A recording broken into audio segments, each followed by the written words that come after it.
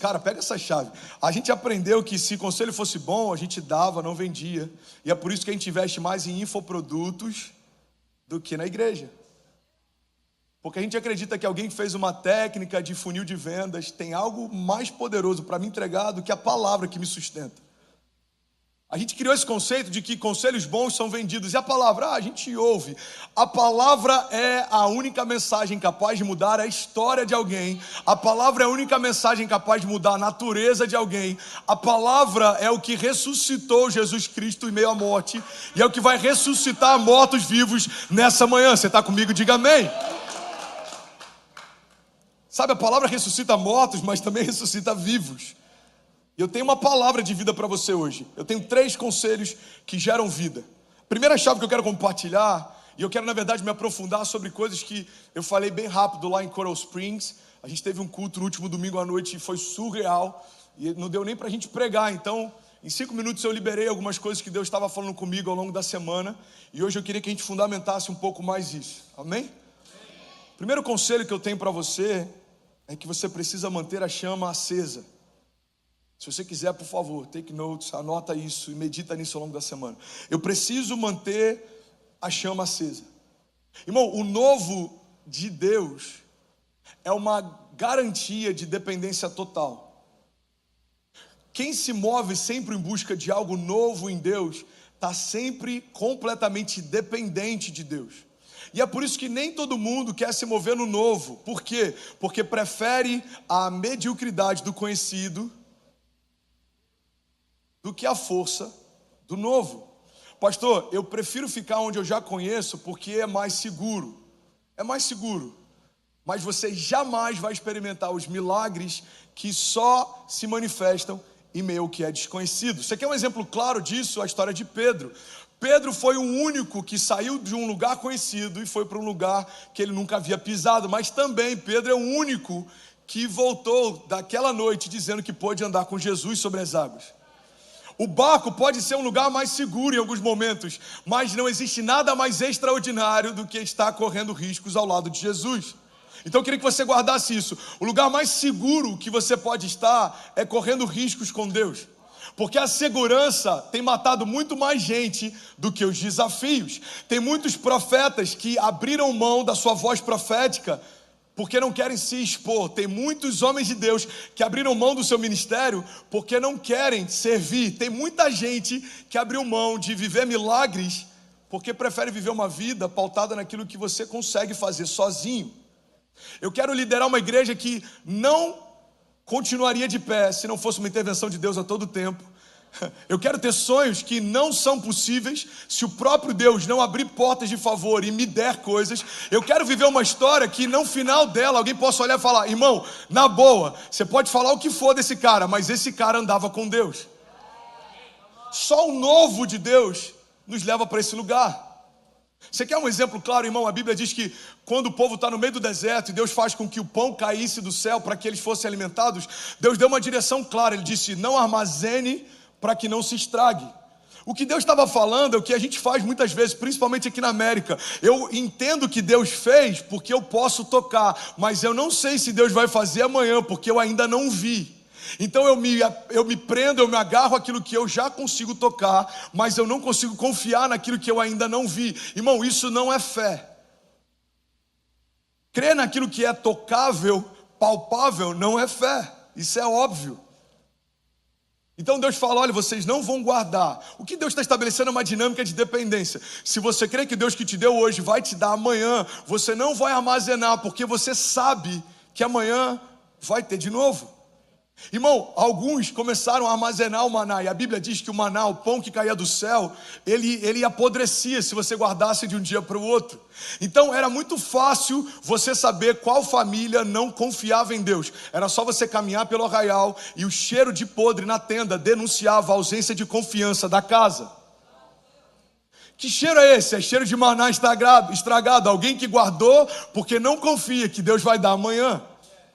Deus em vários momentos está estabelecendo uma dinâmica que faz com que a gente dependa completamente dele. E eu creio que uma das formas da gente manter essa chama acesa é estar sempre envolvido em estações que sem a total intervenção de Deus seja impossível a gente romper. Você está comigo? Diga amém. Se eu me garanto sempre numa glória do passado, eu estou abrindo mão de uma expectativa daquilo que Deus pode fazer no futuro. Você quer um exemplo claro? Irmão, uma das coisas que mais tem sabotado ministérios ao longo do tempo se chama formato. A gente cria um formato, a gente entende uma linguagem, a gente entende uma forma como Deus flui, e a gente fala, já entendi, isso funciona. A gente quer perpetuar formatos como se eles fossem a zona de graça do fluir de Deus. André, não estou entendendo, eu vou te explicar melhor. Tem igrejas que fazem há décadas as mesmas coisas, não porque Deus não está fazendo coisas novas, mas porque eles pararam numa janela temporal e acham que Deus só faz do jeito que eles viram Deus fazer. Deus não tem um formato porque ele não cabe numa caixa. Deus ele não flui de uma forma única, porque a cada estação Deus usa uma nova linguagem. A gente vê isso através dos louvores. A cada novo tempo a gente vê uma nova forma como Deus flui e toca comunidades. A gente vê isso através da palavra. A cada nova geração Deus utiliza de novas linguagens para manifestar a sua glória. Irmão, entenda isso. O evangelho é como a água. Não sei se você já observou, mas tem muitas garrafas de água que carregam um prazo de validade. Mas a água em si, ela não estraga. A única coisa que faz com que eu precise colocar um prazo de validade é no momento em que eu armazeno essa água. O prazo de validade não está na água, o prazo de validade está na garrafa. E assim é aquilo que a gente carrega. Por mais que Deus mude de tempos em tempos a linguagem, aquilo que a gente carrega continua sendo o mesmo. Então entenda isso em nome de Jesus. Deus vai fazer algo novo à medida que você permite que Deus faça algo novo. Tem gente que não vive o novo no casamento porque não consegue se lançar no novo. Tem gente que não vive o novo no ministério porque não consegue se abrir para o novo. Tem gente que não vive algo novo na América porque não consegue se abrir para o novo. Irmão, tem gente que está aqui e se você perguntar algumas coisas em relação à cultura americana, ele não sabe. Mas se você perguntar o último capítulo da novela das 9 da Globo, ele vai te responder. Transicionou de nação, mas não transicionou de cultura, nem de geografia, nem de mentalidade. E nada contra, ok? Eu só não vejo muito sentido querer estar numa nação diferente, consumindo a mesma cultura, tendo o mesmo tipo de relação e fazendo sempre o que eu fazia. Você só mudou por causa do PIB daqui? Ou você mudou para construir algo aqui? Você só mudou porque aqui é um pouco mais seguro? Ou você se mudou para cá porque você entende que Deus te chamou para construir algo novo aqui? Porque, irmão, se a gente construir um gueto brasileiro dentro da América, é como se a gente tivesse feito uma embaixada dentro de uma nação estrangeira. Deus não nos chamou para construir algo para dentro, Deus nos chamou para construir algo para fora. Então eu estou aqui há 20 anos, eu não falo a língua daqui, eu não conheço nada daqui, eu não tenho relações com ninguém daqui, eu só tenho amigos brasileiros, só me alimento de cultura brasileira. Isso é um problema? Depende do que você carrega. Se o que você carrega dentro de um gueto está bom, amém. Mas se o que você carrega pode tocar uma geração, você precisa se mover no novo. Você está comigo? Faz sentido para alguém? Eu lembro de um testemunho que eu li num livro, que eu achei interessante. Um pastor da Califórnia, ele disse que quando ele era jovem, ele chegou em casa e tinha pegado fogo na casa deles. A casa estava toda cheia de fumaça e eles entraram para tentar salvar algumas coisas. E aí quando ele entrou, uma cena marcou ele para sempre. Ele falou que na lareira da casa, no centro da casa, ficavam os troféus do irmão dele. E quando eles chegaram, estava tudo queimado, só tinha metal retorcido. E o irmão dele estava desesperado só por causa dos troféus. E ele chorava copiosamente, ele estava desesperado. E aí a mãe dele, tentando consolar o irmão, falava: fica tranquilo, a gente vai fazer tudo de novo. Fica tranquilo, eu vou mandar fazer troféus novos. E ele diz que aquilo para ele foi um milestone, foi um marco. Aquilo mudou algo na vida dele, porque ele olhou para a cena do irmão e ele teve um insight. Ele falou: se em algum momento da minha história a glória do meu passado fizer mais sentido para mim do que a expectativa do meu futuro, a minha jornada perdeu o propósito. Irmão, pega isso em nome de Jesus. Quando eu falo sobre mantermos a chama acesa, você sabe qual é a garantia, o dispositivo de segurança que Deus estabeleceu para que a gente mantenha sempre o nosso coração queimando? É que a gente esqueça o que já viveu de bom no passado, a ponto de entender que Deus tem algo novo e bom para fazer no presente. É para que a gente celebre aquilo que Deus já fez no passado, mas para que a gente entenda que Deus também quer fazer coisas boas e novas no presente. É para que a gente dê testemunhos de milagres que Deus fez no passado, mas a gente não se esqueça que Deus também tem novos testemunhos e milagres para fazer no presente. É para que a gente não se agarre à fé dos nossos avós, mas entenda que nós também teremos os nossos testemunhos de fé. Pastor, como eu posso manter a chama acesa? Estando sempre numa estação em que a sua dependência é a única forma de te manter de pé. Estando sempre se envolvendo com algo novo em Deus, em que você não tem mais como utilizar o testemunho de 10 anos atrás como uma base de segurança. Ele não funciona mais. Pastor, você está falando para eu esquecer o que Deus fez? Não, eu estou falando só para você não viver em meio a memoriais. Museus são bons para visitação. Ninguém quer morar lá dentro. E aí, tudo bem? Você acabou agora de assistir um vídeo. Se você ainda não está inscrito, já se inscreve também no nosso canal, ativa esse sininho aqui embaixo de notificação e toda vez que eu fizer uma live ou estiver transmitindo uma mensagem ao vivo, você vai ser um dos primeiros a saber. Mas eu deixei mais 2 indicações aqui que eu espero que façam muito sentido para você. Então já aproveita e clica para assistir a próxima mensagem, beleza? Seja bem-vindo ao time de incendiários e eu espero de verdade que essas mensagens mudem a sua vida como elas têm mudado a minha também. Até a próxima. Valeu! Bom, eu quero falar hoje sobre algo que quando a gente pega essa chave muda para sempre a nossa história.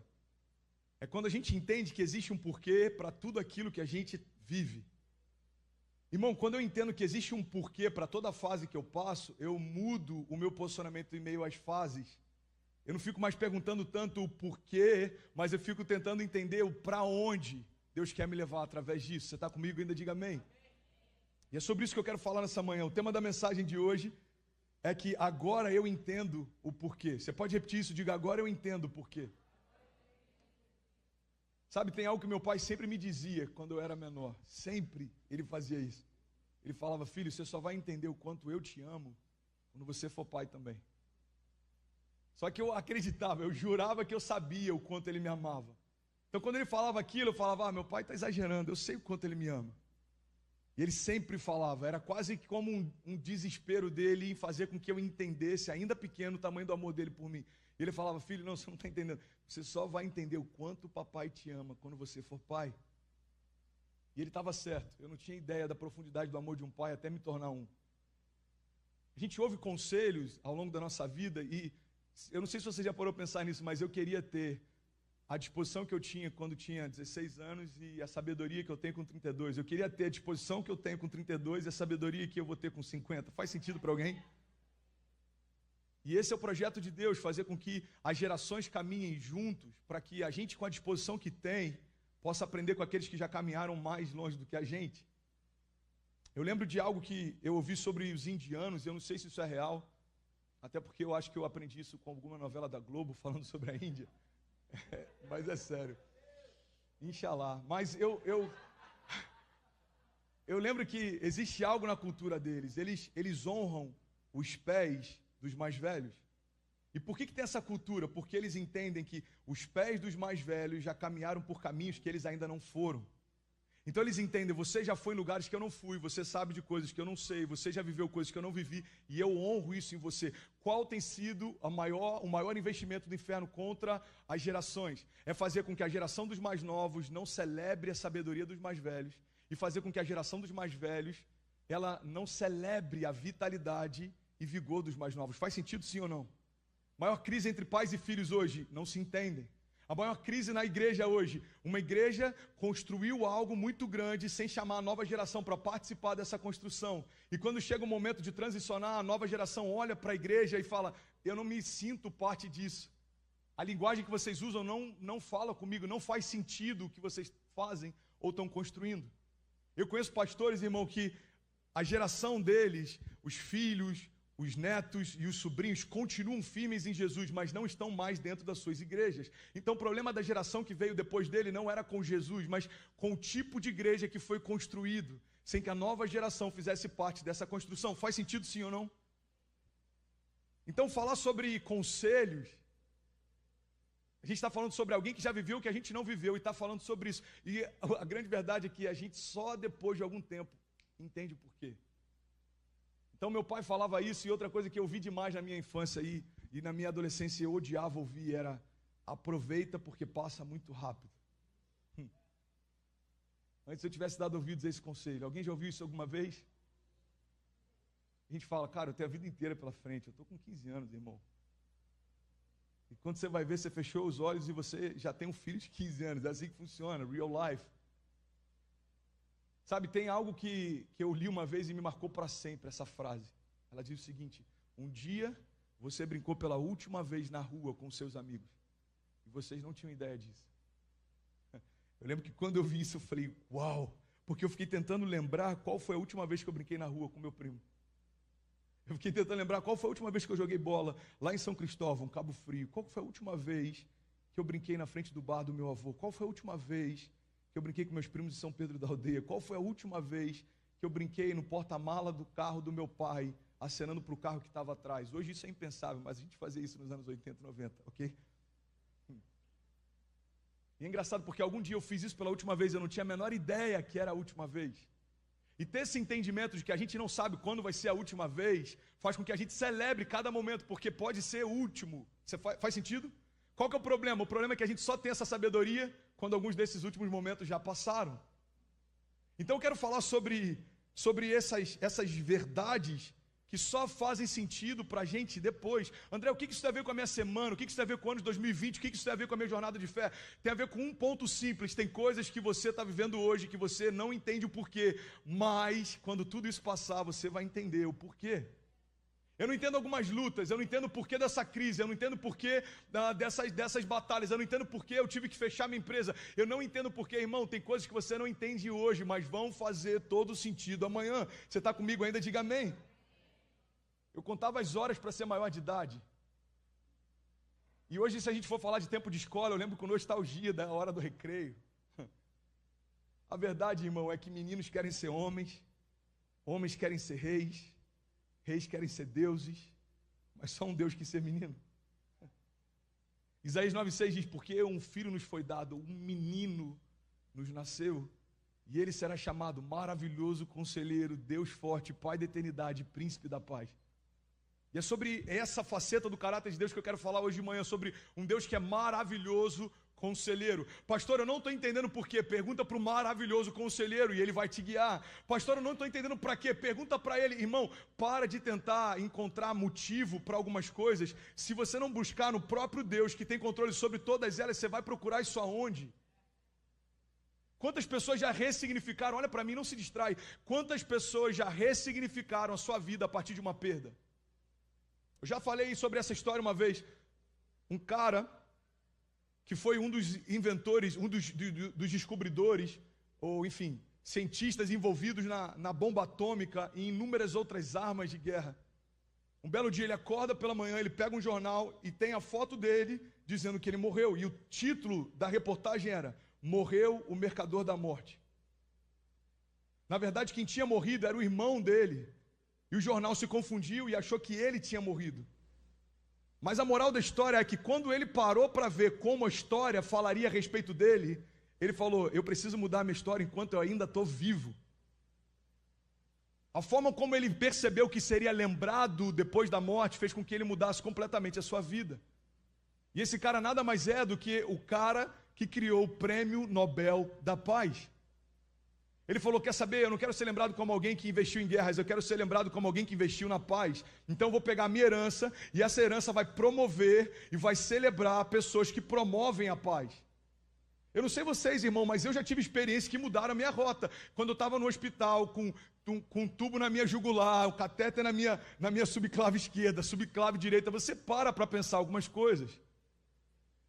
Minha filha tinha nascido 3 anos antes, 3 anos depois, quem está de fralda no CTI sou eu. Você precisa parar e avaliar. Peraí, eu preciso entender o porquê Deus permitiu que eu passasse pelo que eu estou passando.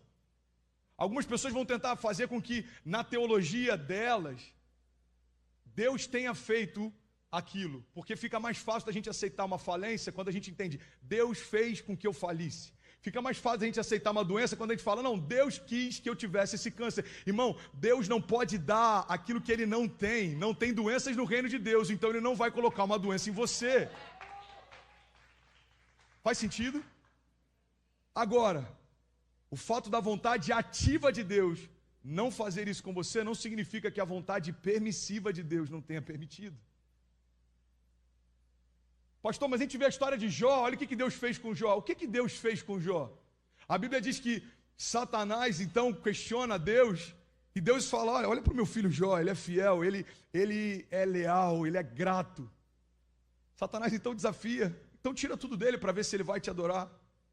Então Deus permite. A Bíblia diz que saindo então Satanás da presença dele, tocou Jó. Só que capítulos depois, a Bíblia diz que Deus então moveu o cativeiro de Jó e acrescentou para ele várias vezes mais do que tudo aquilo que ele havia perdido. Você percebe que na história de Jó, quem tirou foi o inferno e quem restituiu foi Deus? Irmão, o único que está interessado em parar você é o inferno, mas o único que pode restituir você é o próprio Deus. Então eu preciso entender, se Deus permitiu que eu passasse por isso, aonde Deus quer me levar depois disso? Você pode ficar revoltado com Deus por algo que você perdeu, ou você pode entender aonde Ele quer te levar. Eu passei a valorizar mais a vida depois que eu quase perdi ela. Tem pessoas que passam a valorizar mais o casamento depois que quase perdem eles. Tem pessoas que passam a valorizar mais os filhos depois que quase perdem eles. Tem pessoas que passam a valorizar mais o chamado, o ministério, a igreja, depois que não podem mais conviver com ela. Eu já vivi isso, eu lembro que quando eu saí de Niterói, alguns jovens falaram para mim meses depois, cara, se eu soubesse que você não estaria aqui, eu teria aproveitado mais o tempo que você estava. Irmão, eu quero compartilhar isso com vocês, porque um dos maiores romperes da minha história, uma das coisas que mais me ativou foi a perda de alguém que eu amava. Eu tinha um primo, eu já falei sobre isso em outras pregações, eu não sei se eu já falei sobre isso aqui em Miami, mas eu tinha um primo chamado Vaguinho, ele foi meu padrinho de casamento, ele foi a primeira pessoa que eu apresentei para Jesus e que se converteu. E tempos depois ele partiu. E eu lembro da angústia que eu senti, porque ele tinha se desviado e algo aconteceu. E o que queimava no meu coração é, eu não posso perder mais ninguém. Eu preciso continuar falando do que Jesus fez na minha vida, porque eu não quero perder mais ninguém. Então por que você está aqui hoje? Porque perdas, alegrias, bênçãos, milagres, lutas fizeram você se tornar quem você é. Você está comigo? Faz sentido? Os sociólogos dizem que nós somos o resultado das experiências que tivemos. E é por isso que eu quero que você pense um pouco nessa manhã. Se nós somos o resultado das experiências que nós tivemos, Deus, eu quero entender então o porquê de cada experiência que eu já tive. O ponto é, irmão, que por mais que esses conselhos que as pessoas nos davam tivessem toda a razão, não faziam sentido para a gente na época. Mas depois de um tempo a gente aprende que não há desperdício no reino de Deus. Tudo aquilo que um dia te feriu, agora Deus usa você para tocar pessoas e curá-las. Agora eu entendo o porquê dos agiotas. Agora eu entendo o porquê das crises, agora eu entendo o porquê dos medos, agora eu entendo o porquê das lutas, agora eu entendo o porquê das muralhas, agora eu entendo o porquê das tempestades, agora eu entendo o porquê dos gigantes, agora eu entendo o porquê da fornalha, agora eu entendo o porquê dos leões, agora eu entendo o porquê da cruz. Por quê? Porque agora tudo faz sentido. O que Deus está dizendo para nós é, filho, não espera tudo se concluir para você continuar crendo que eu tenho um controle. Continua crendo que eu tenho um controle mesmo quando você não entende para onde eu estou te levando. Porque depois que tudo se costura, é fácil a gente falar, entendi. Era para aí que você queria me levar. O difícil é no meio da crise, enquanto Deus te leva do ponto A para o ponto B, você fala, Deus, eu não estou entendendo nada do que está acontecendo. Eu não sei por que eu precisaria passar por isso, mas eu creio que você tem o que é melhor para mim. Seus pensamentos são melhores que os meus, os seus caminhos são mais altos que os meus, então eu descanso na certeza de que você nunca me chamaria para uma estação que você não está lá para me receber. Irmão, não sei se você já fez, alguém já convidou pessoas para uma festa, embora eu acho que deve ter acontecido isso com alguém aqui, mas você já convidou alguém para uma festa, os convidados chegaram e você não estava lá? Isso já aconteceu alguma vez ou não? Pessoal, tem um relato ali, alguém fez isso. Mas acontece, ok? São poucas as vezes que acontece, mas acontece. Pessoal, tem uma caminhonete Tacoma lá na frente, alguém precisa tirar. É um aviso. Não faz parte de uma chave da mensagem, não. É real, tá? Tira lá, por favor, senão vai dar ruim. Uma Tacoma preta. Você está aqui, dono da Tacoma preta? Não? Deve estar online, deve estar no Brasil, dirigindo por lá a caminhonete. Bom, vamos voltar aqui, gente. Eu amo esses avisos, eles são incríveis e ajudam muito na mensagem. Celebre aí comigo, pelo amor de Deus. Aplaude Jesus, é só para a gente quebrar o gelo. Não faz sentido você falar, irmão, vamos fazer o seguinte, festa de aniversário, vai ser lá no, sei lá, Texas, Brasil, vai ser lá no, fala um lugar legal aí, vai ser lá no Zuma, ok? Tô esperando todo mundo lá. Aí chega todo mundo lá e fala, mano, cadê o André? Cara, não veio. Por que isso é louco de acontecer? Por que isso é improvável? Porque quem dá a festa recebe os convidados. E assim é nos céus. Deus nunca vai te convidar para um lugar que Ele não esteja lá primeiro para te receber. E essa dinâmica, irmão, como Deus se move no tempo, guarda isso em nome de Jesus. Existe algo chamado Kairos, existe algo chamado Cronos. O Kairos é o tempo de Deus, o Cronos é o nosso tempo.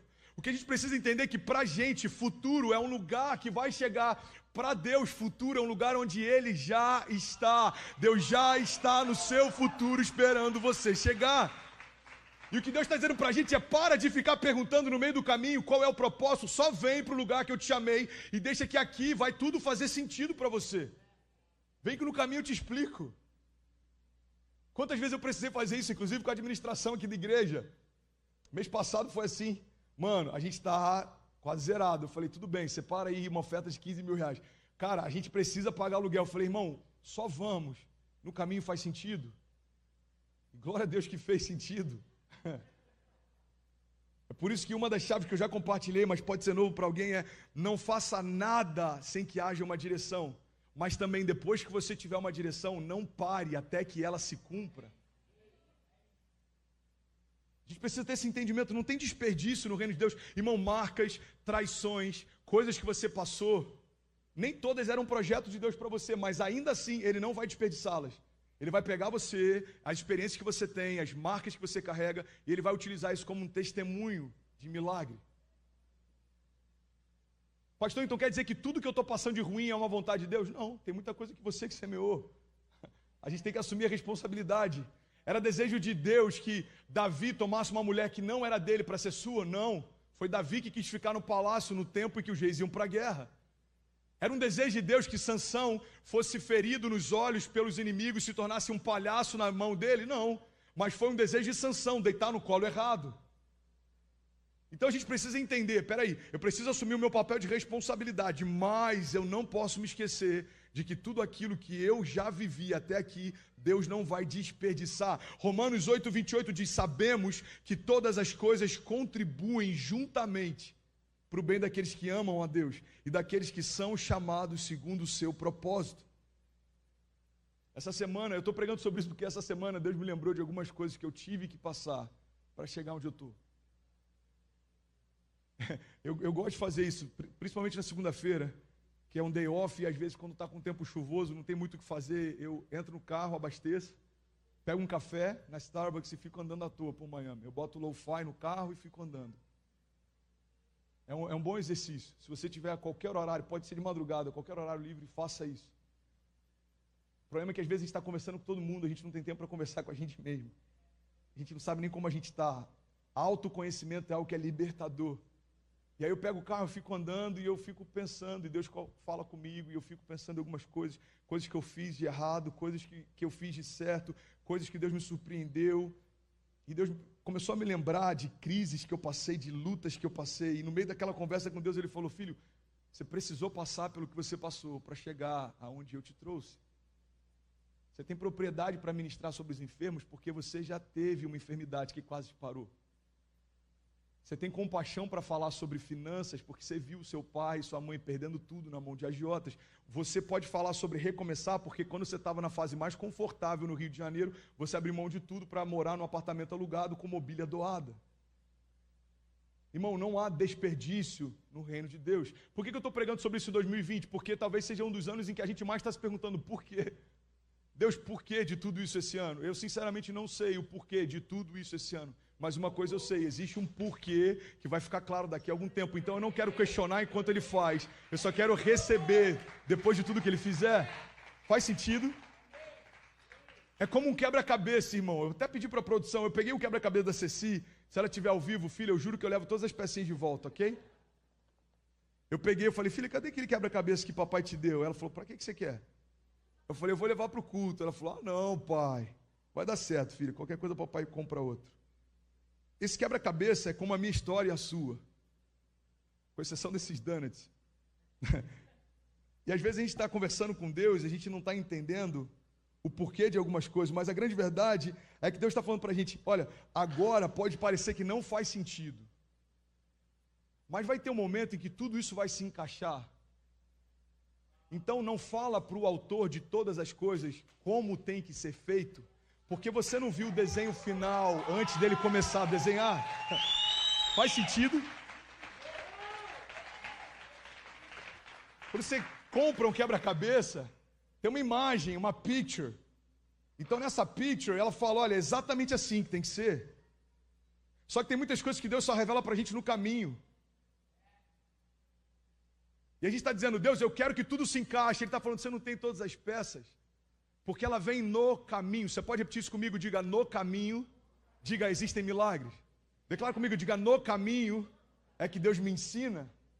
Então para de tentar ter todas as peças antes de concluir toda a jornada, porque não faz sentido. Não é assim que Deus trabalha. Irmão, quando a gente olha para a história de Davi, quando a gente olha para a história de José, quando a gente olha para a história de vários heróis da fé, a gente percebe que em momentos em que parecia que tudo estava desmoronando, na verdade tudo estava se encaixando. Se um dia antes alguém falasse para Davi, Davi, amanhã, quando você for entregar a marmita para os teus irmãos, tem um gigante lá te esperando. Irmão, a maior parte de nós não teria ido fazer o que Davi fez. Mas a grande verdade é que o gigante não foi um problema, o gigante foi um presente. Ele tira Davi da invisibilidade e coloca ele agora como sendo o assunto mais falado sobre Israel.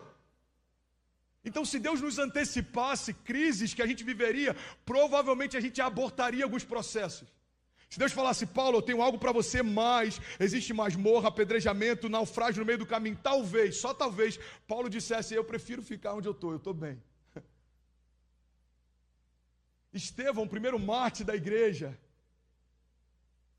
André sendo crucificado numa cruz em formato de X. Outros sendo crucificados de cabeça para baixo. Irmão, quando Jesus disse para eles, olha, larga tudo e me segue, eu tenho plena convicção que eles não sabiam o que esperava por eles no final da história.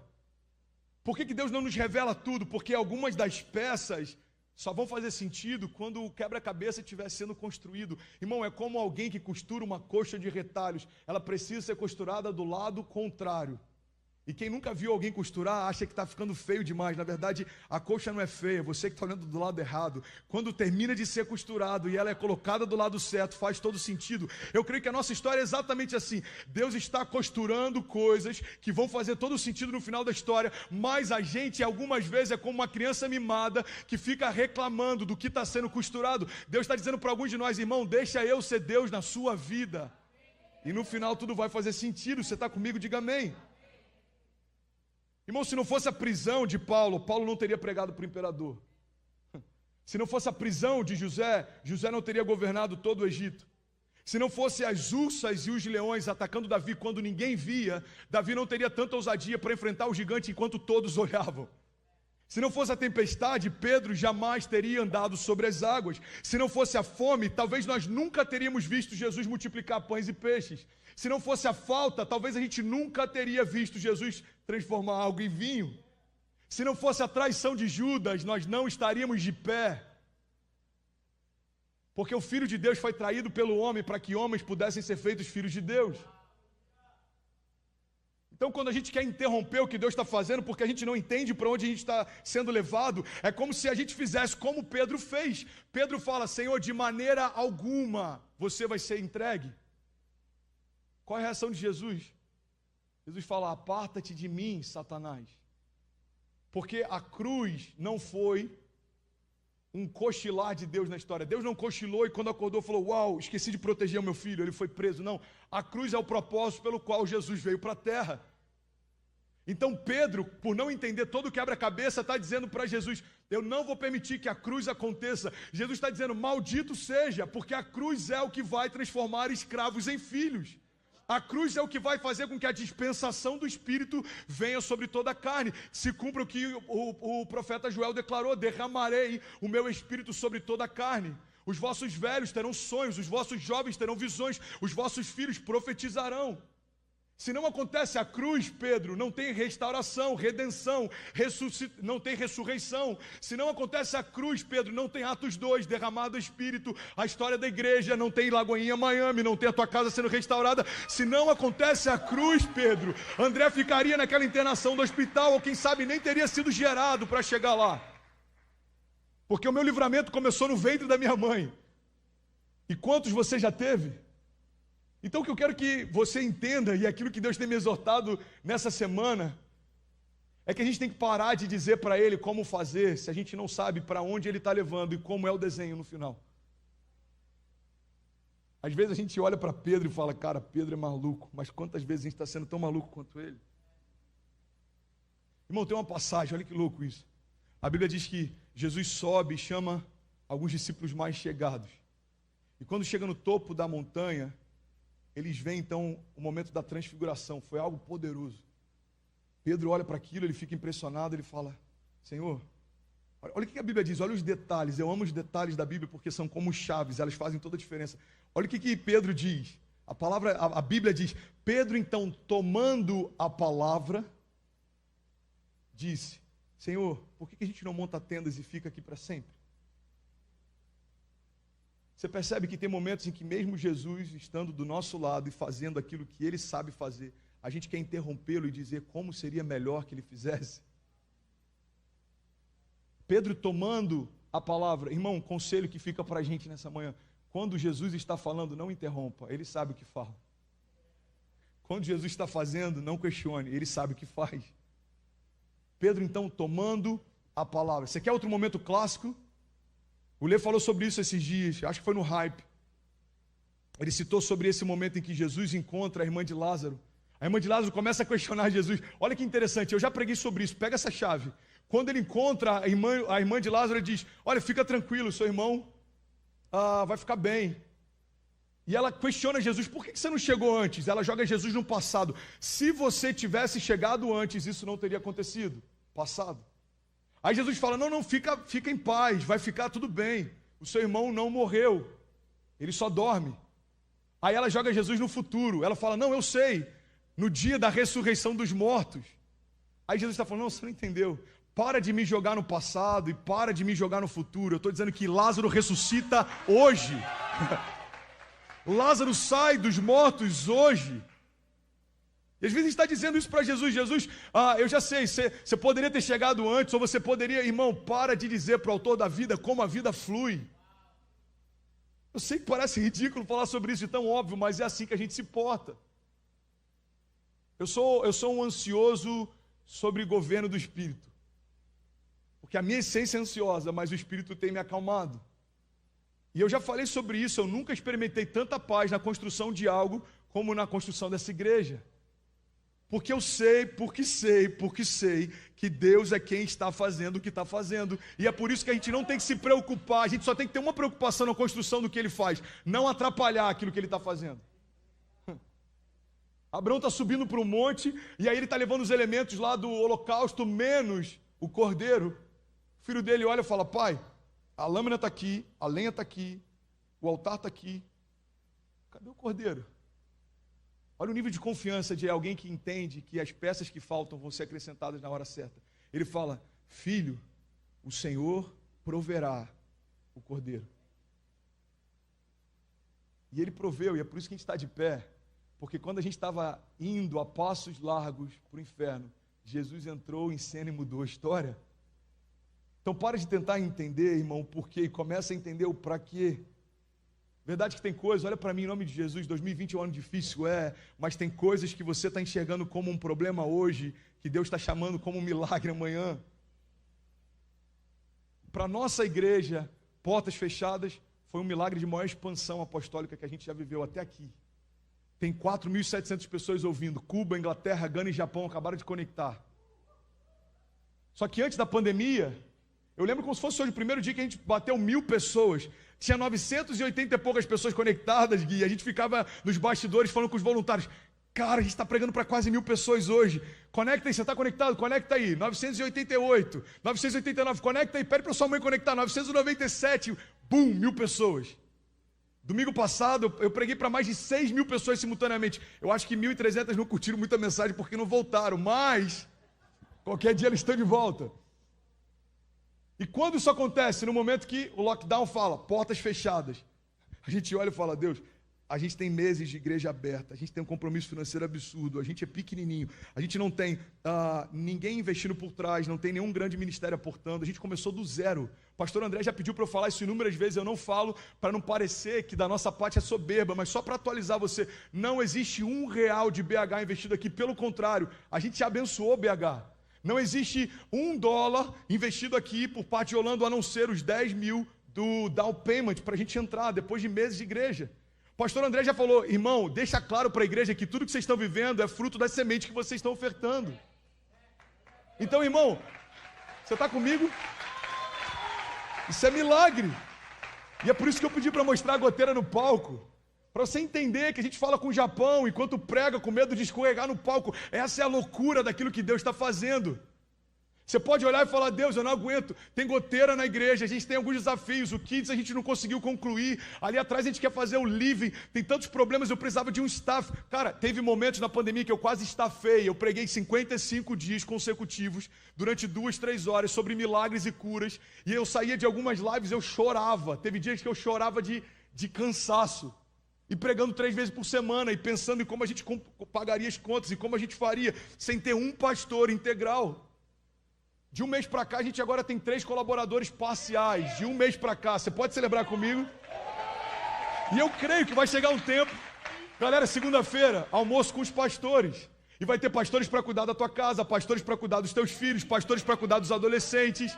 Só que o que a gente precisa entender é que não pode ter um desespero entre aquilo que Deus te disse que vai fazer e aquilo que Deus está fazendo. Ansiedade, irmão, é a nossa crise em tentar antecipar estações. Deus dá uma visão de futuro. É quase como se Deus mostrasse a imagem da caixa rapidinho. Falasse, é para aí que eu quero te levar. Por que às vezes a gente fica ansioso? Porque a gente às vezes se precipita e acredita que o fato de Deus mostrar uma visão do futuro significa que Ele vai fazer isso agora. Deus está dizendo, filho, é isso que eu tenho para você. Você só precisa permanecer. Eu falei sobre isso semana passada, eu não lembrava a referência bíblica dessa passagem, está lá em Eclesiastes. Diz que aqueles que semeiam e fazem boas obras, se permanecerem, receberão os frutos. Você percebe que a palavra está falando que não tem a ver só com semear, mas com continuar semeando, até que os frutos venham? Então o tema da mensagem dessa manhã, fez sentido para alguém? Alguém está sendo abençoado? É que agora a gente entende o porquê. E me dá mais 5 minutos, por favor, pode esperar para a banda subir. Vocês me dão mais 5 minutos para eu finalizar? Então eu tenho um conselho prático para você nessa manhã, irmão. Enquanto Deus estiver fazendo, não diga para Ele como fazer. Enquanto Deus estiver fazendo, não diga para Ele como fazer. Irmão, eu quero falar sobre entendermos o porquê de algumas lutas. A grande verdade é que toda estação de crise carrega sementes de milagres. É como a caixinha do sucrilhos. Você já recebeu algum brinquedo dentro da caixinha do sucrilhos? Ou um Kinder Ovo? Kinder Ovo já foi bom, lembra da nossa época? R$1 Kinder Ovo, glória a Deus, aleluia. E tinha brinquedinhos de ferro, era incrível. Hoje em dia a gente paga, sei lá, $3 e vem qualquer coisa lá dentro.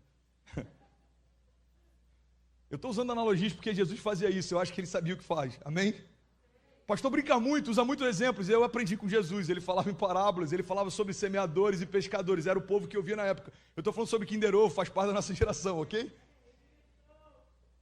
Então crises, eu quero que você entenda, são exatamente assim.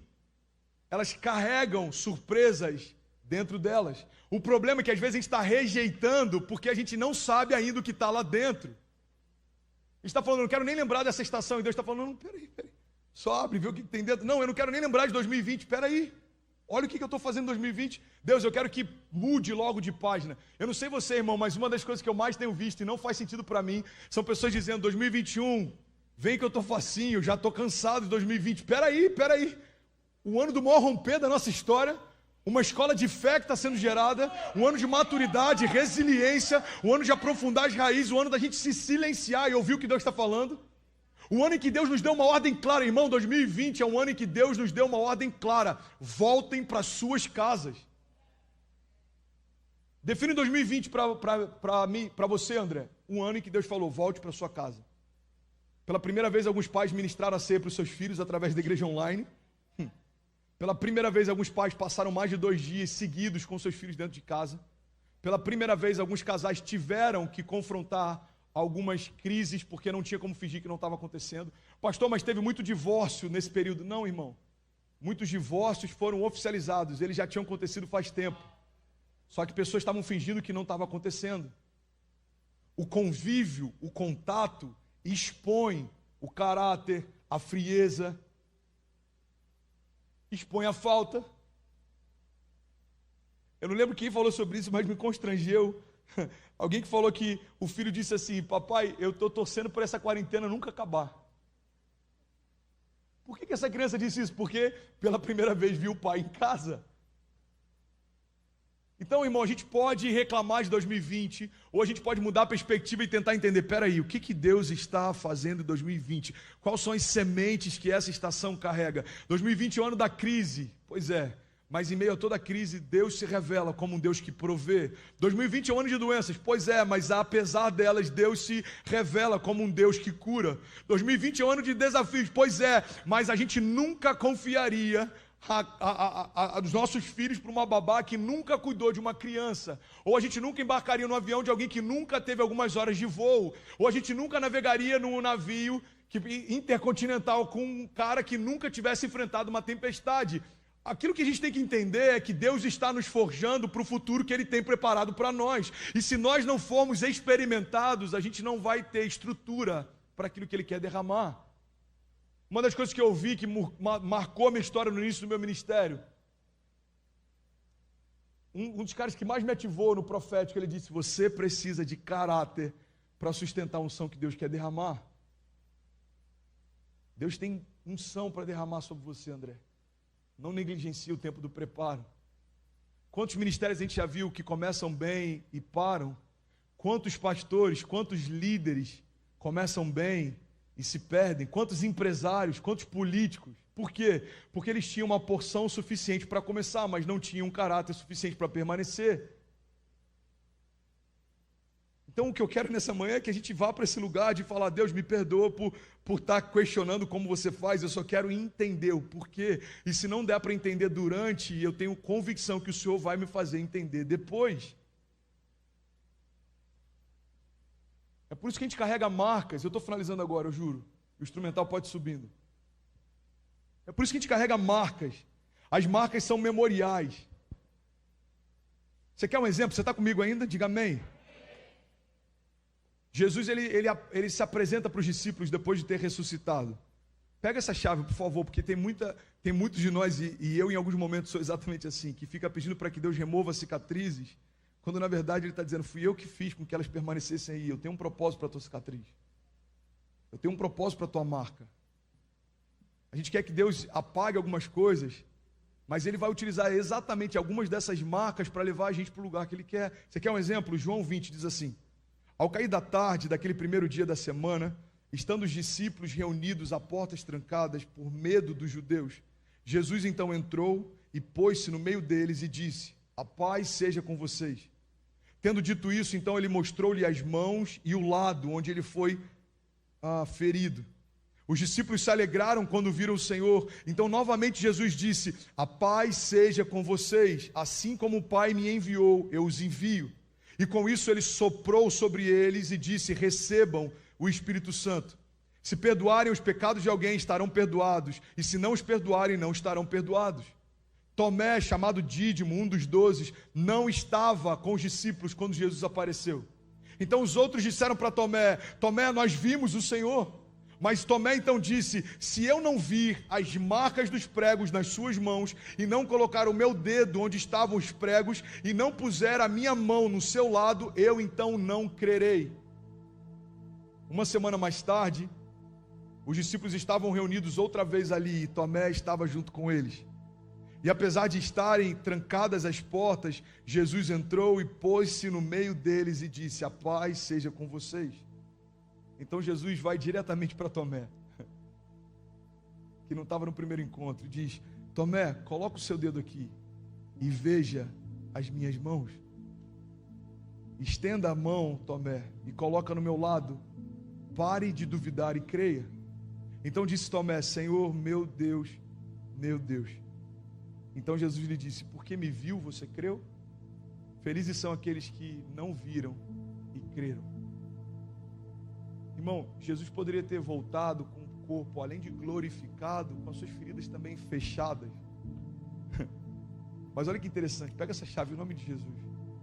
Jesus, ele nunca vai exigir que você vá até o nível dele. Jesus, ele sempre vai ao nosso nível e depois traz a gente com ele. Lembra daquela mulher que foi pega em adultério? A Bíblia diz que Jesus, então, ele se curva. E a galera do streaming que está perdendo a cena toda hora, me ajuda aí, por favor. Ele se curva.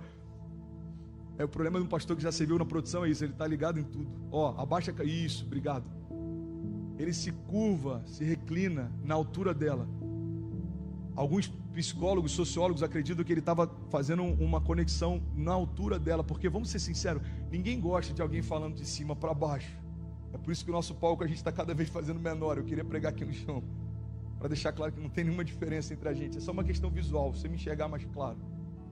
Então Jesus não chega para aquela mulher assim, ele se abaixa e fala na altura dela. E depois que todos os perseguidores vão embora, ele fala: mulher, onde é que estão seus perseguidores, seus acusadores? Ela olha e fala: não estão mais aqui. Ele falou: pois é, eu também não te condeno. Agora vá e não peques mais. Você consegue imaginar? Você consegue imaginar aquela mulher sair daquele lugar na mesma posição que ela estava? Ela precisou levantar e se mover. Você quer outro exemplo claro? Pedro, quando afunda, a Bíblia diz que imediatamente, você pode repetir isso comigo? Diga: imediatamente. Imediatamente, Jesus estende as mãos e puxa Pedro. E depois exorta, dizendo: por que duvidou o homem de pequena fé? A religião normalmente exorta antes de levantar. Jesus, ele levanta e depois ele alinha o coração. Agora, o que eu acho interessante é que a Bíblia não fala como eles voltaram para o barco, mas de verdade, eu não imagino, e eu já fiz isso uma vez, eu vou fazer isso de novo. Vem cá, Gui. Imagina que você é Pedro afundado. Sem dancinha, por favor, tá? Eu não imagino Pedro chegando, estendendo a mão imediatamente e arrastando Pedro até o barco, porque seria vergonhoso demais para os discípulos vendo ele sendo arrastado. O que eu acredito que aconteceu foi que Jesus chegou para Pedro, estendeu as mãos, colocou de pé, falou: filhão, por que você duvidou? Bora, vem comigo. E eles vão juntos, caminhando na mesma altura, de volta para o barco. Você está comigo ainda? Diga amém. Preste atenção nisso, pega essa chave, irmão, em nome de Jesus. As feridas permaneceram, porque para a gente entender que de fato era ele, era necessário que elas estivessem lá. Pastor, e como isso se aplica na minha vida? É porque é didático. Algumas feridas que Deus permite que permaneçam é para a gente lembrar de onde ele nos tirou. Eu já preguei sobre isso milhares de vezes, irmãos. Eu lembro que quando eu estava internado com aquele catéter, um dia eu fiquei me olhando no espelho, eu falei: uau, que loucura.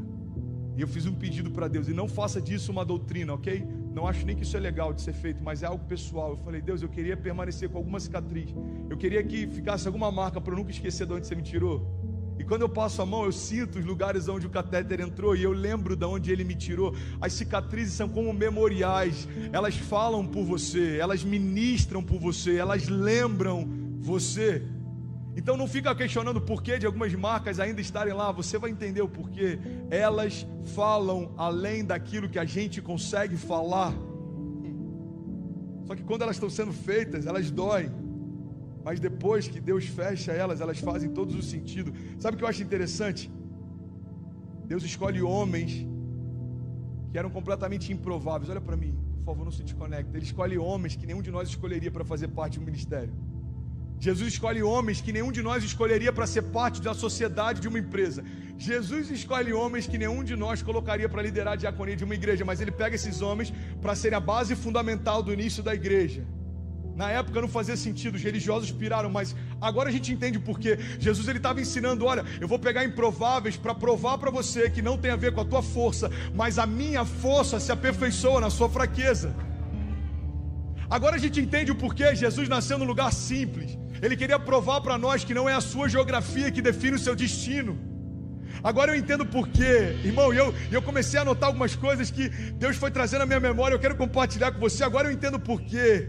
O inferno tenta me parar todas as vezes que Deus está fazendo algo poderoso, porque o inferno sabe que quando alguém descobre quem é, ele não consegue mais pará-lo até que se cumpra o que Deus prometeu. Agora eu entendo por quê.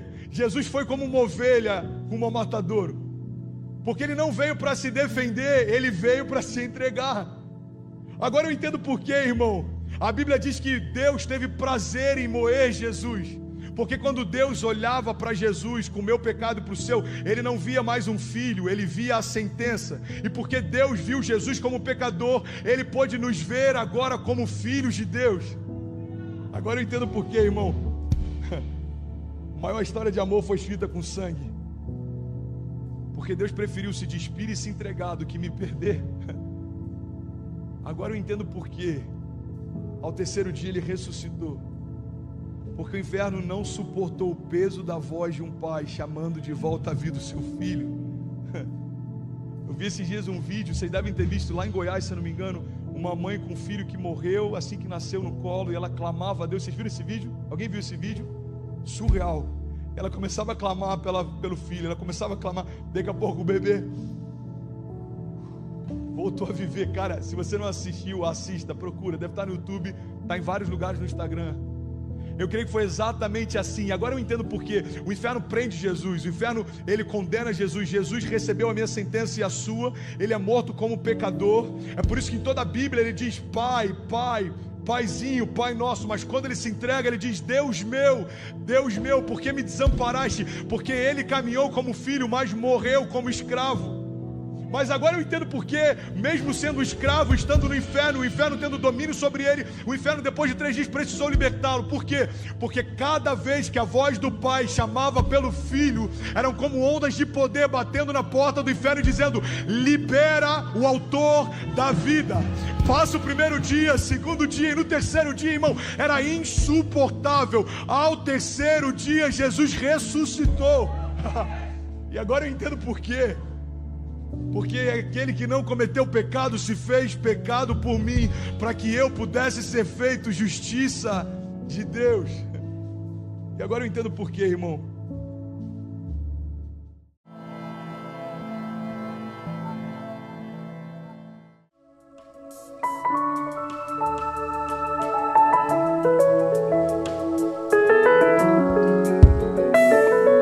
Glória a Deus. Quantos têm expectativa para a palavra nessa noite?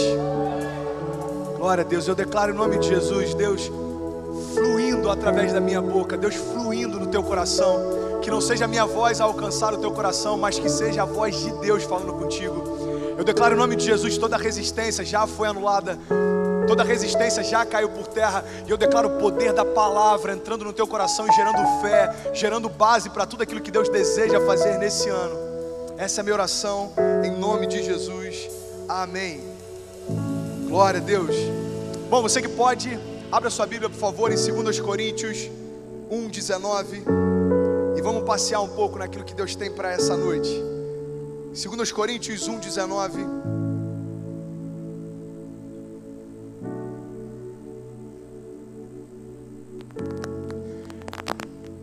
Eu quero falar hoje a respeito de fé para experimentar as promessas de Deus em 2017, amém? Minha palavra hoje é a respeito de uma visão de fé. Segunda carta aos Coríntios 1:19 diz: pois o Filho de Deus, Jesus Cristo, pregado entre vocês por mim e também por Silvano e Timóteo, não foi sim e não, mas nele sempre houve o sim.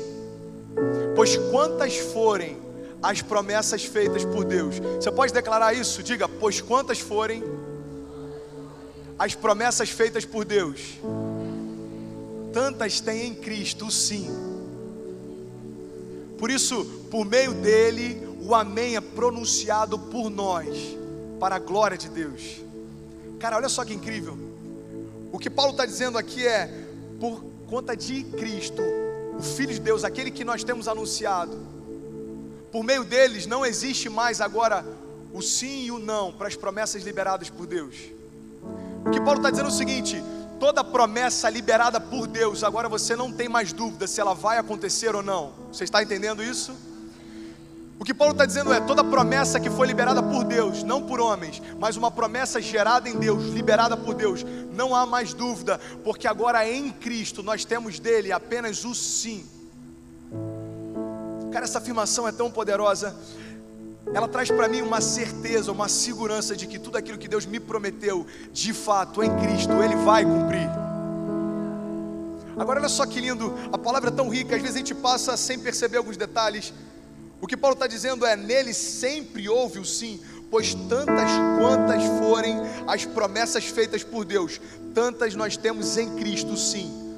Por isso, por meio dele, o amém é pronunciado por nós. Sabe o que significa amém? Significa assim seja. O que Paulo está dizendo é: nós só temos autoridade para dizer assim seja, porque estamos em Cristo. Você só tem autoridade para dizer sim, Senhor, eu concordo com essa promessa liberada sobre a minha vida, porque você está em Cristo. Ou seja, em Cristo nós temos autoridade para selar na terra promessas que já foram liberadas nos céus. Cristo me habilita a receber. Você pode declarar: Cristo me habilita a receber toda a promessa de Deus sobre mim. O cumprimento da promessa está condicionado a uma coisa: está condicionada a Cristo. E é por isso que é muito louco, principalmente no final de ano, a gente recebe em todas as igrejas do Brasil, isso é comum em todo mundo, final de ano, início de ano, pessoas que não são cristãs ou que não querem um compromisso com Deus, mas que são simpatizantes da fé, lotam as igrejas. Quantos aqui já ouviram esse termo, simpatizante? Mano, você é cristão? Não, eu sou só simpatizante. Você é evangélico? Cara, eu estou vendo você na igreja direto. Não, eu sou só simpatizante. É maravilhoso o fato de você simpatizar com Cristo, é maravilhoso. Só tem um grande problema nisso. Toda promessa que você ouve sendo liberada, por mais que você possa ouvi-las, você não tem autoridade para que elas se cumpram, porque isso só está disponível para aqueles que estão em Cristo. Cara, isso é muito louco, porque existem milhões de pessoas ouvindo e simpatizando com as promessas. E existe algo ainda mais perigoso: existem milhões de pessoas se frustrando porque um dia ouviram uma promessa, simpatizaram com aquilo que foi declarado, não viram se cumprindo e começaram a achar que Deus não tem poder para cumprir. É claro que Ele tem, mas para que Ele cumpra a promessa que Ele liberou, existe uma condição: que você esteja em Cristo. Essa é uma boa notícia para todos aqueles que estão em Cristo, porque nós temos a certeza de que as promessas que Ele liberou vão se cumprir, amém? Simpatizantes da fé ouvem tudo quanto é liberado para a igreja, mas não tem como receber porque ainda não são igreja. Eu quero falar sobre alguns perfis que talvez você se encontre em um deles, para que a gente possa mudar e romper 2017 recebendo de Deus tudo aquilo que a gente ainda não experimentou. Quantos querem receber algo sobrenatural em 2017? Quantos querem romper em 2017? Sabe, existem 3 coisas que a fé não te convida a ser. A primeira delas é otimista. A fé não te convida a ser otimista. A fé não te convida a ser pessimista, tão pouco. Muito menos realista. Eu vou explicar por quê. Sabe, uma pessoa otimista é alguém que se sente animado com algumas coisas. Se você for conversar com alguém otimista, pode estar tudo ruim, mas ele está sempre com uma boa expectativa. E aí, mano, como é que estão as coisas? Está tudo ruim ao redor dele, mas ele está sempre animado. André, isso é ruim? É claro que não. A gente tem que estar sempre com uma expectativa positiva. O grande problema do otimista é aonde ele está pautando toda a sua expectativa. O otimista normalmente ele está feliz e animado por conta do que ele está sentindo. Cara, eu estou sentindo que alguma coisa vai mudar. Mano, eu estou sentindo que 2017 vai ser diferente. Cara, eu estou sentindo. André, qual o problema? O problema é que se a emoção mudar e ele sentir algo diferente, tudo aquilo que ele estava esperando cai por terra, porque está sendo pautado em emoção, e emoção passa. Você pode declarar comigo: a emoção passa, mas as palavras de Deus permanecem para sempre. A fé não te convida também a ser pessimista. Ninguém gosta de estar do lado de alguém pessimista, fala a verdade. Esses dias eu estava viajando para São Paulo. Eu sei que eu tinha que pegar um voo ali no Santos Dumont. Aí eu perdi a hora, acabei indo de barcas. E quando você desce lá nas barcas, já tem vários táxis esperando para te levar para o Santos Dumont. Eu fui pegar logo um taxista abençoado, super de bem com a vida. E aí ele já começou a reclamar da minha mala, porque a mala não cabia no porta-mala e ele teve que botar no banco da frente. E aí foram 5 minutos só com ele forrando com o jornal para botar a mala no banco da frente. E eu quase perdendo o voo, já estava assim: amigo, pode botar no meu colo, eu só preciso chegar no aeroporto, pelo amor de Deus. Depois de 5 minutos a gente entrou no carro e a gente foi até o aeroporto. E eu fui ouvindo reclamação de lá até chegar no aeroporto. E ele reclamava de tudo, ele reclamava do imposto, ele reclamava do governo, ele reclamava do trânsito. O trânsito mudou, estava tudo ruim. E eu só ouvindo reclamação. Aquele carro começou a ficar pequeno, porque o ambiente fica ruim, fica desagradável quando você está ao lado de alguém que só pensa coisas negativas. Eu já estava pensando, cara, eu tinha que ter ido de Uber, não sei porque que eu fui pegar um táxi. Tô brincando. Se tiver algum taxista, por favor, eu tô brincando. Galera do Uber empolgada, né? E é interessante, sabe por quê? Pro pessimista, cara, tudo sempre tá ruim. Eu vou dar um exemplo. Se você chegar pro pessimista e falar assim: mano, você ficou sabendo? Salário mínimo vai aumentar R$2.000. Aí o cara vai falar: agora quebrou o país. Como é que microempresário vai pagar R$2.000 salário? Ih, vai ser demissão em massa. Previdência privada vai falir. Agora, se você chegar para esse mesmo pessimista e falar: mano, você viu que loucura? Vão diminuir R$200 o salário mínimo. Ele vai falar: ih, agora já era. País em crise, recessão. Para o pessimista tudo está sempre ruim. Por quê? Porque ele reflete nas atitudes dele aquilo que está dentro dele. André, por que então a fé não espera que a gente seja realista? Eu vou te explicar o porquê. Não tem problema nenhum em você ser realista. Na verdade, a nossa fé, ela tem que ser racional. Sabe, o realista é aquele que tem convicção naquilo que é real. Sabe qual é a grande questão? Real sobre qual ponto de vista?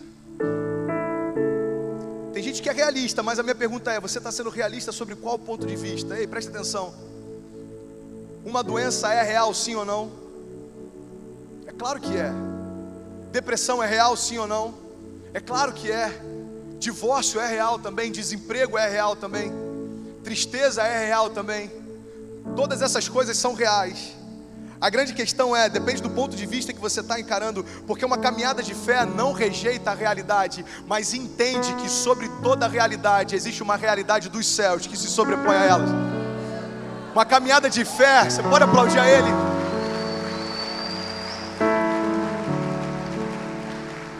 Sabe, uma caminhada de fé não rejeita essas realidades, mas ela não se submete a elas. André, você está me convidando agora então a ser alienado? É claro que não, eu só estou te convidando a não se submeter àquilo que para todo mundo é real, porque aqueles que estão em Cristo vivem agora sobre uma nova ótica do que é real. As realidades que eu vivo não são as realidades que eu vejo, são as realidades que eu creio. As realidades que eu vivo, cara, vem de Deus, vem dos céus. Não está pautado no que eu posso ver, porque a minha visão é limitada. Mas não existe limite para aquilo que Deus deseja fazer. É por isso que você vê na tua casa alguma crise. Aquilo é real, sim, mas existe uma realidade que se sobrepõe a ela. E é Jesus Cristo, aquele que pode restaurar todas as coisas.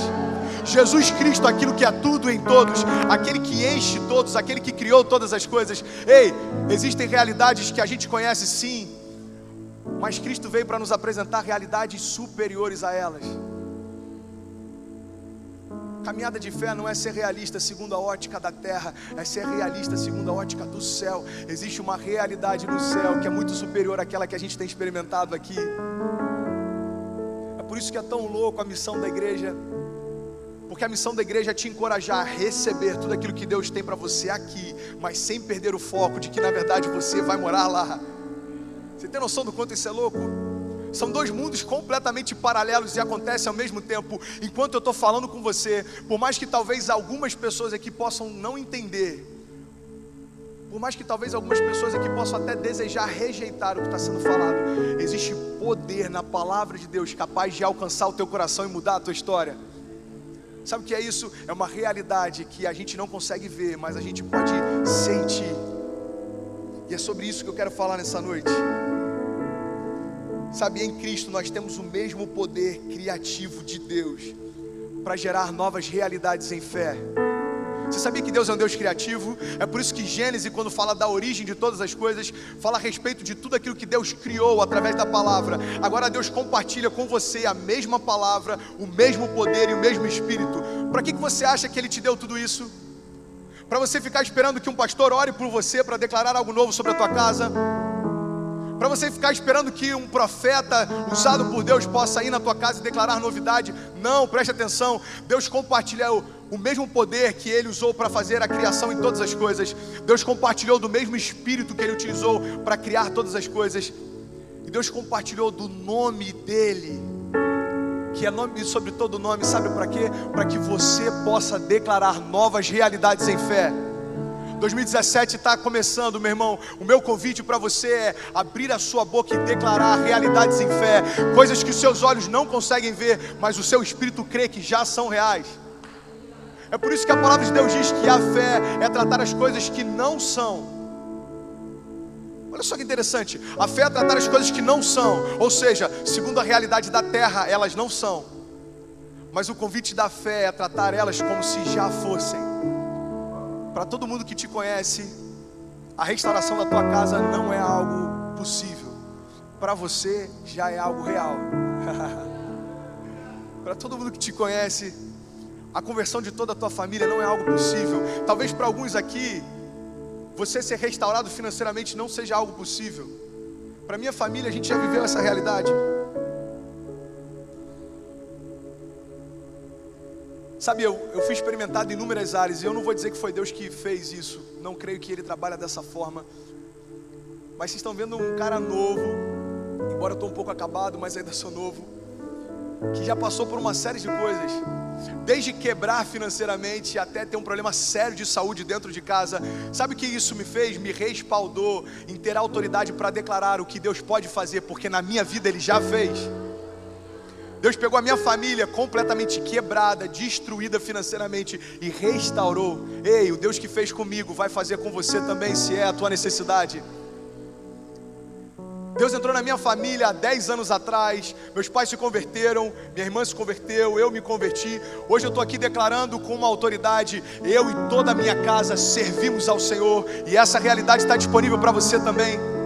André, para mim é impossível. Em fé você pode declarar: isso já é real. Cara, está nascendo 2017, está nascendo o melhor ano da tua vida. Você tem noção disso? Está nascendo o ano em que promessas que Deus te fez, agora porque você está em Cristo, elas são acessíveis e reais. Você pode declarar isso comigo? Declare: toda promessa feita por Deus para a minha vida já é real. A gente precisa manter a nossa mente cativa ao nosso espírito. Eu li essa semana uma frase do Bill Johnson que eu achei maravilhosa. Olha só o que ele disse. É um pastor que tem sido muito usado por Deus. Ele tem feito um grande avivamento. Ele é o pastor da igreja Bethel. E ele falou o seguinte: a mente é um ótimo servo, mas é um péssimo mestre.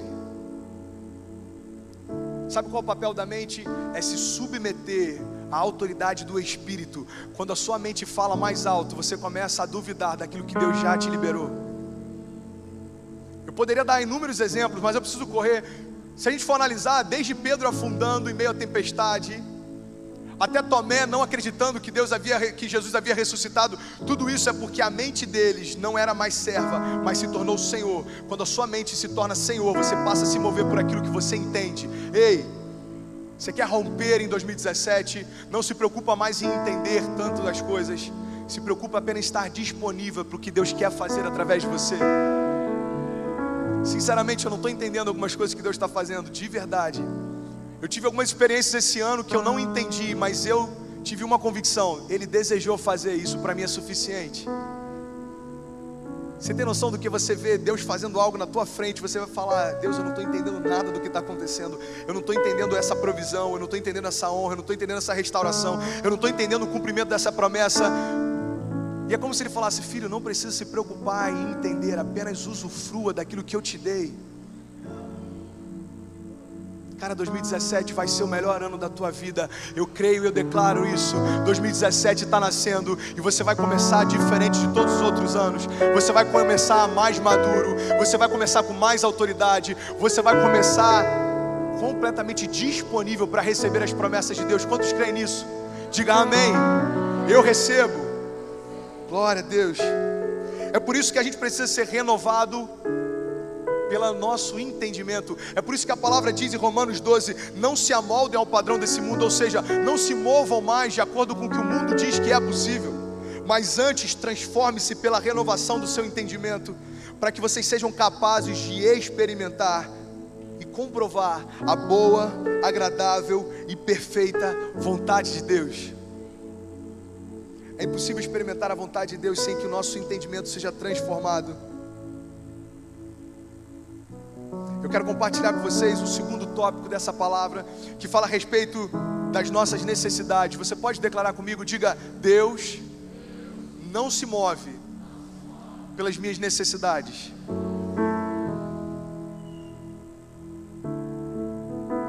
Sabe, esse é um ponto que deixa muita gente em crise em relação ao cristianismo.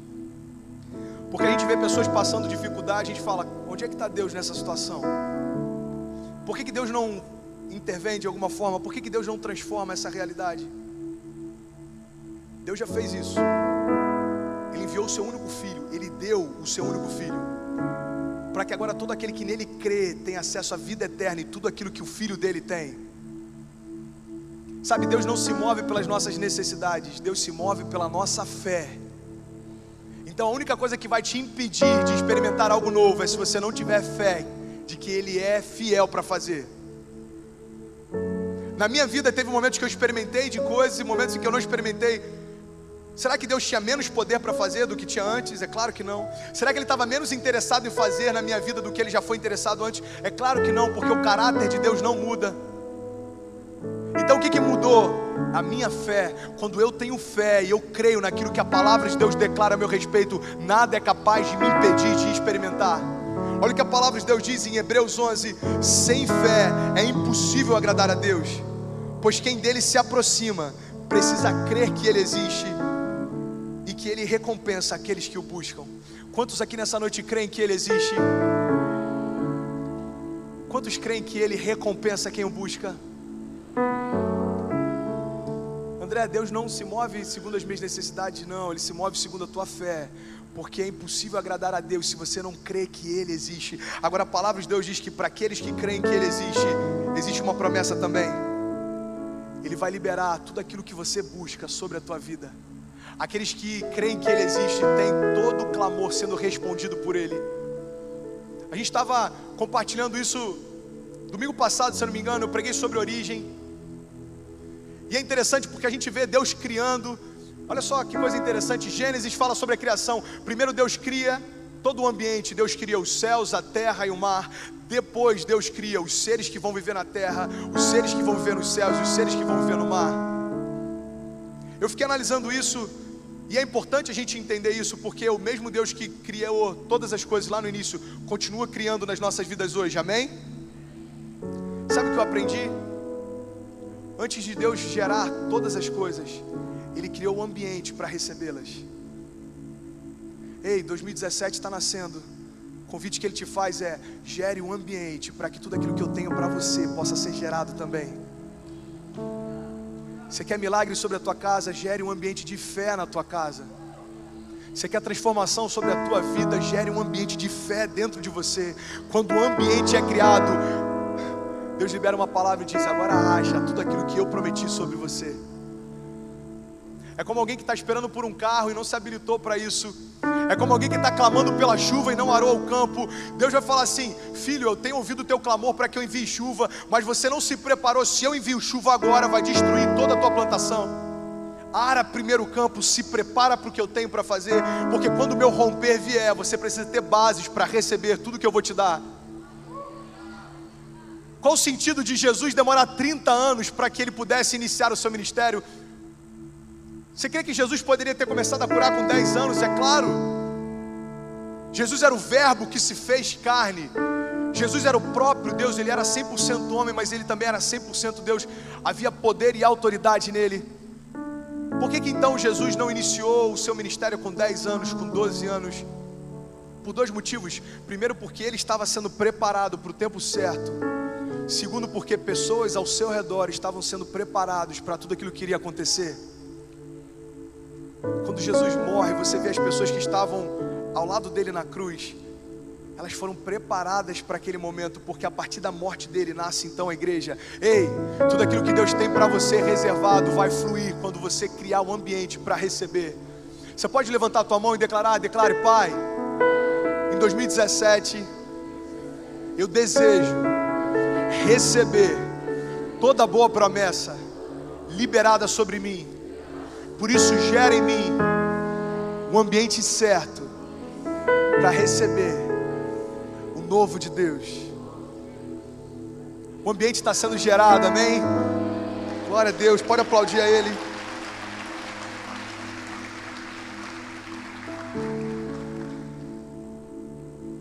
O ambiente está sendo gerado, agora você só precisa declarar aquilo que a palavra já te disse. Existe novidade de Deus para você, existe um novo de Deus para a tua casa. Romanos 4,18 diz, aumenta só um pouco por favor o meu microfone, eu estou ficando sem voz. Romanos 4,18 diz: Abraão, esperando contra a esperança, olha que louco isso. Abraão, contra toda a esperança, em esperança creu, tornando-se assim pai de muitas nações, como foi dito a seu respeito, assim será a sua descendência. Sabe o que significa isso? Esperar contra toda esperança significa colocar a tua expectativa acima daquilo que é lógico.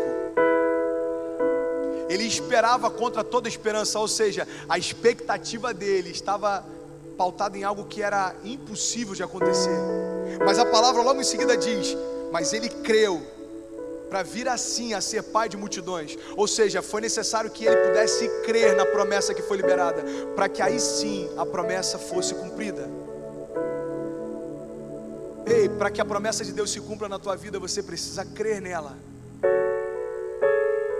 Sabe qual é a maior mentira que a gente já até cantou? Tem uma música famosa que fala sobre isso. Sem perceber, às vezes por inocência, a gente já cantou e declarou: quem tem promessa de Deus não morre. Não. Isso é uma grande mentira, porque se eu entendo que quem tem promessa não morre, eu entendo que quem está morrendo fora da presença de Deus não era predestinado a viver algo com Deus. É claro que quem tem promessa morre. Você sabia que quem tem promessa pode morrer sem ver nenhuma promessa se cumprir? Por quê? Porque Deus mudou de ideia? Não, porque você precisa crer na promessa para que ela se torne real. Abraão poderia ter rejeitado a promessa de Deus. Abraão hoje poderia ser alguém que talvez a gente nem conheceu falar, alguém que a gente nem ouviu falar, mas por que milhares de anos depois a gente continua falando dele? Porque em um momento da história, a promessa que Deus liberou sobre ele creu e por isso recebeu. Existem promessas de Deus liberadas sobre você. O meu convite nessa noite é que você possa crer para que elas então venham a se cumprir. Aleluia, assim lhe fora dito, e assim será a sua descendência. Números 23:19 diz: Deus não é homem para que minta, nem é filho do homem para que se arrependa. Acaso ele fala e deixa de agir? Acaso Deus promete e deixa de cumprir? Ontem a gente teve aqui uma manifestação incrível, sobrenatural do poder de Deus. O pastor Fad Fará estava aqui ministrando milagres, e logo no início ele chamou algumas pessoas. Olha para mim por favor, eu já estou terminando, eu preciso de 5 minutos. Ele chamou algumas pessoas vieram à frente, e ele falou assim: quem precisa ser curado, vem à frente por favor. Algumas pessoas vieram, e quando chegaram aqui ele falou: não precisa dizer nada, não precisa dizer nada, eu só preciso que você fique aonde você está. E ele começou a orar e as pessoas foram curadas. Ele começou a orar e pessoas foram curadas aqui na nossa frente. Ei, olha só que coisa linda, eu quero liberar uma chave sobre você.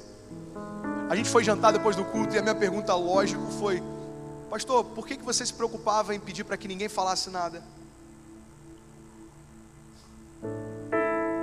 Olha o que ele me respondeu: é porque quando eu convido as pessoas à frente, elas têm uma atitude de fé.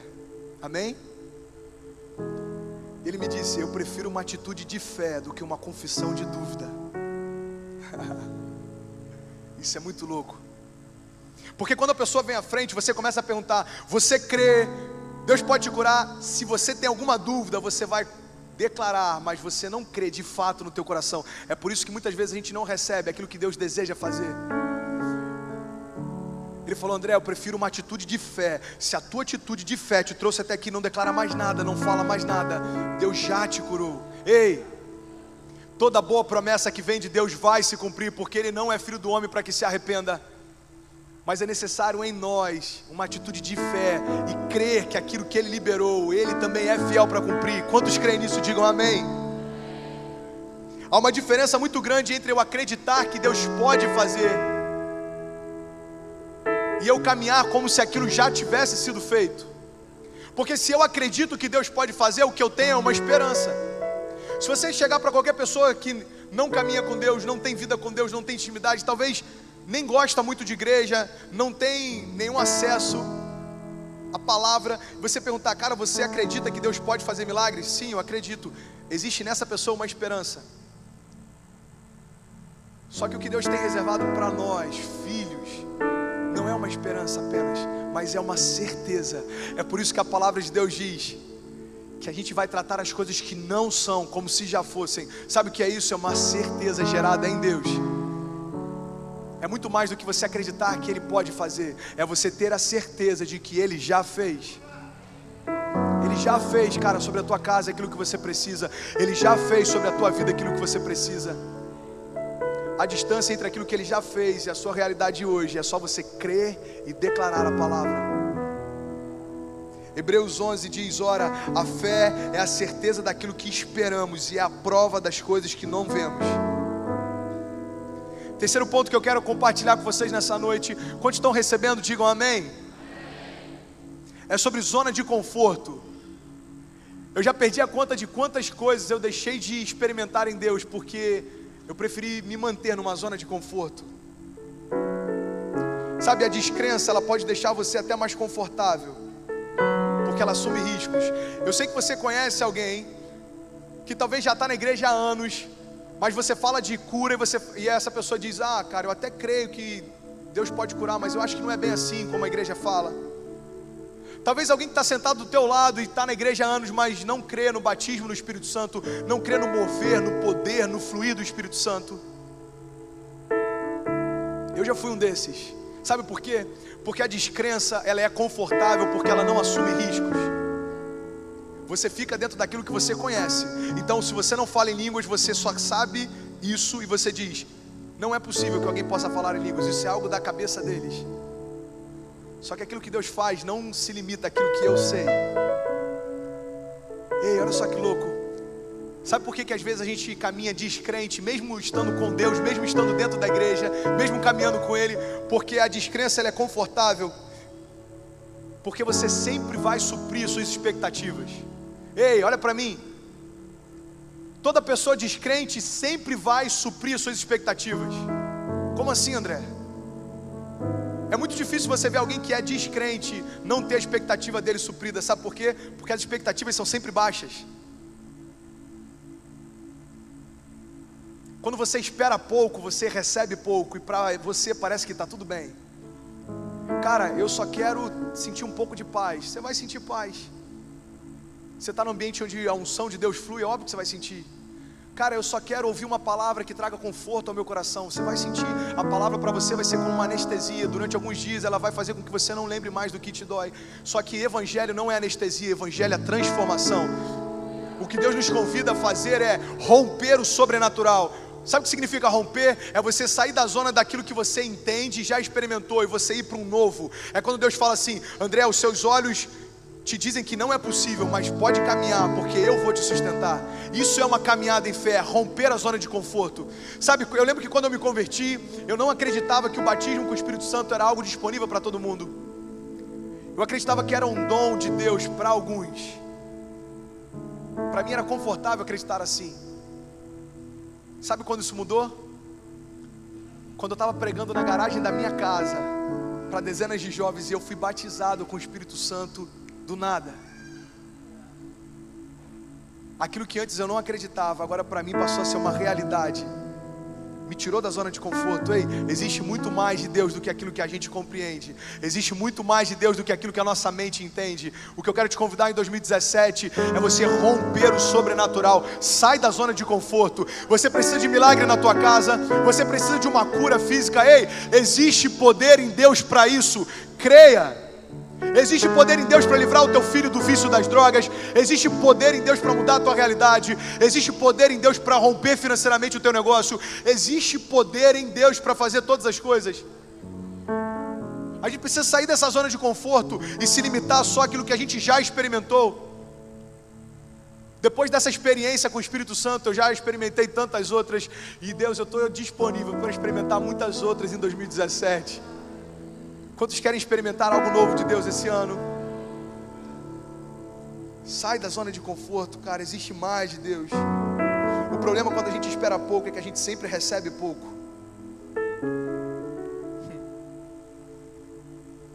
A descrença pode até deixar a gente mais confortável, mas ela nunca vai gerar os milagres que você necessita.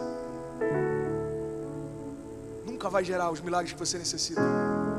Eu estava falando esses dias, acho até que eu compartilhei ontem com o pastor Fadi. Eu vi um pastor falando essa semana algo que eu achei maravilhoso. Eu quero resumir bastante. Ele falando sobre o desafio de Noé. Ele falou o seguinte: cara, a gente vê Noé construindo durante 120 anos uma arca. Quantos aqui creem que 120 anos é muito tempo? Diga, eu creio. É muito tempo. Você já imaginou a sua sogra durando 120 anos? Você já imaginou o financiamento de carro durante 120 anos? Você já imaginou algumas situações durante 120 anos? Agora imagina você trabalhar todos os dias durante 120 anos fazendo a mesma coisa, construindo uma arca. Se tem algumas sogras aqui, eu peço perdão em nome de Jesus, mas amamos vocês. Eu vou falar igual o pastor Mark agora. O ventre de vocês gerou a melhor promessa sobre nós. Amém? Eu amo minha sogra. Se ela não estiver aqui, fica mais fácil. Não, ela é sensacional, de verdade. Se ela não estiver aqui, fica mais fácil que eu edito depois no vídeo. Ei, presta atenção, olha pra mim. Você já imaginou 120 anos você dedicado a fazer a mesma coisa? E esse pastor, ele propõe uma reflexão. Ele falou o seguinte: o maior desafio de Noé não foi construir a arca. O maior desafio de Noé foi deixar a arca. Porque depois de 120 anos trabalhando para fazer uma coisa, Deus chega para ele e fala: agora abre mão de tudo aquilo que você conhece e vai experimentar o novo que eu tenho para você.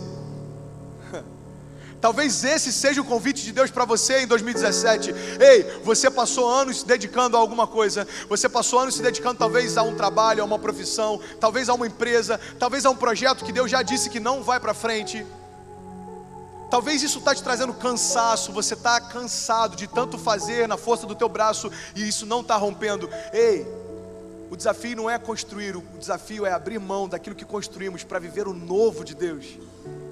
Sair da zona de conforto pode ser maravilhoso, porque todo lugar que Deus leva a gente, Ele revela a vontade dEle, que é boa, perfeita e agradável. Amém? E eu estou finalizando agora. Eu quero compartilhar com vocês o último tópico dessa mensagem. Eu quero falar a respeito de medo. Quantos aqui já tiveram medo? Quantos aqui tiveram medo de levantar a mão para dizer que já tiveram medo? Todo mundo já teve medo em algum momento da vida. Isso é normal, isso é natural. Agora, para a gente que caminha em fé, tem um grande problema. É que o medo e a fé não coexistem. Aonde existe medo, a fé é anulada. Aonde existe medo, a fé não tem mais como fazer nada, porque o medo se sobrepõe à tua fé. É por isso que a palavra de Deus diz que o verdadeiro amor lança fora todo medo. Sabia que tem pessoas que não têm experimentado coisas novas em Deus, um romper em Deus, porque tem medo? Você sabia que a nossa geração é a geração que mais tem enfrentado problemas emocionais? Nunca uma geração enfrentou tantos problemas como depressão, síndrome do pânico, ansiedade, distúrbios emocionais. Crianças com 10 anos que já são ansiosas. Sabe o que isso revela? A gente tem sido cercado por medo. Mas existe uma palavra de Deus para ser liberada sobre a tua vida nessa noite. E essa palavra, se existe algum medo no teu coração, alguma preocupação, alguma ansiedade, vai ser completamente despedaçado hoje em nome de Jesus. Quantos creem nisso? Medo e fé não coexistem. 2 Timóteo 1,7 diz: Pois Deus não nos deu um espírito de covardia, mas um espírito de poder, de amor e de equilíbrio. O espírito que habita em você foi o mesmo espírito capaz de ressuscitar Jesus dentre os mortos. Existe poder nesse espírito, existe autoridade nesse espírito. Você não precisa ter medo de nada, porque se Deus é por nós... Cara, essa declaração é suficiente para gerar paz em toda a igreja. Se a gente se apegar nessa verdade, a gente não precisa ter ansiedade ou ter medo algum. Você pode declarar isso comigo? Se Deus é por nós, quem será contra nós? Se Deus é por você, quem será contra você? Se Deus é pela sua família, quem será contra a sua família? Se Deus é pela sua casa, quem será contra a sua casa? Se Deus é pelo teu casamento, quem será contra o seu casamento? Sabe essa palavra?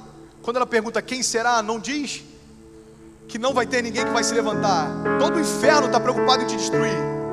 A pergunta na verdade é: quem será capaz de te destruir?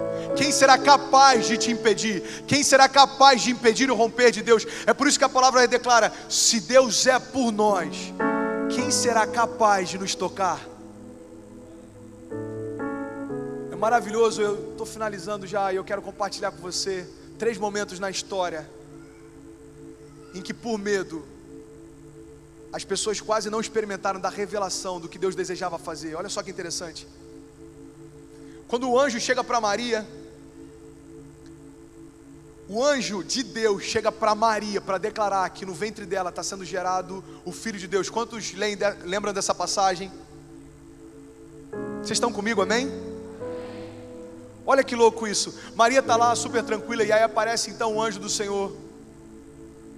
E a primeira coisa que ele diz é: não temas. Porque quando o sobrenatural se apresenta para a gente, é normal a gente ter medo. É normal a gente ter medo, porque é algo diferente. O anjo chega para ela e ele diz: Maria, não tenha medo. Eu vim aqui agora declarar que no teu ventre vai ser gerado o Filho de Deus. Jesus nasce, começa o seu ministério, e na metade do seu ministério tem uma passagem que fala a respeito de uma tempestade. Existiu uma grande tempestade, os discípulos estavam no barco, então aparece Jesus andando sobre as águas, e sabe o que acontece? Os discípulos têm medo. Jesus chega para ele e diz: não temas. E os discípulos, olhando para Jesus andando sobre as águas, começam a perguntar: será que é um fantasma? Jesus fala: ei, não temas, porque sou eu. Eu estava analisando, antes do nascimento de Jesus, medo e revelação de quem Ele é. Durante o ministério de Jesus, medo e revelação de quem Ele é. Depois que Jesus morreu e ressuscitou, isso aconteceu também. Abra comigo em Lucas 24. Lucas 24, versículo 1.